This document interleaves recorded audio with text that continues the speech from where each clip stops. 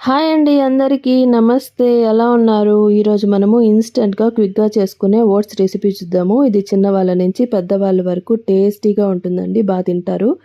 చిన్నవాళ్ళకి పెట్టేటప్పుడు చూసి పెట్టండి. వన్ డే వాళ్ళకి డైజెషన్ అయిందంటే ఓకే. లేదంటే ఆపేయండి. ఫస్ట్ ఒక 15 మినిట్స్ మనము వాటర్‌లో నానపెట్టుకోవాలి ఓట్స్. దాని తర్వాత స్టవ్ మీద ఆన్ చేసి ఒక పొంగొచ్చేదాకా బాగా కలిపి జీలకర్ర వేసుకోండి. జీలకర్ర చాలా బాగా డైజెషన్ అవుతుంది. దించేసాక వేడి వేడి పాలు పోసుకొని బాగా మిక్స్ చేసుకోండి. మీకు నచ్చిన డ్రై ఫ్రూట్స్ వేసుకొని బాగా మిక్స్ చేసుకోండి. ఈ ఓట్స్ అనేది మనకి వెయిట్ లాస్ అవ్వచ్చు, వెయిట్ గెయిన్ అవ్వచ్చు. Depends upon what we intake in the plain oats అండి.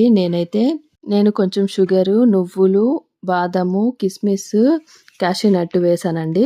ఇవే కాదు మీకు నచ్చిన ఇంగ్రీడియంట్స్ వేసుకోండి. బట్ బనానా వేసుకునేటప్పుడు కూల్‌గా ఉండాలి ఆ ఓట్స్. బనానా, హనీ ఇవన్నీ వేసుకొని తినండి. చాలా టేస్టీగా ఉంటుంది. మీకెలా ఉందో లైక్ చేయండి, షేర్ చేయండి, సబ్స్క్రైబ్ చేయండి.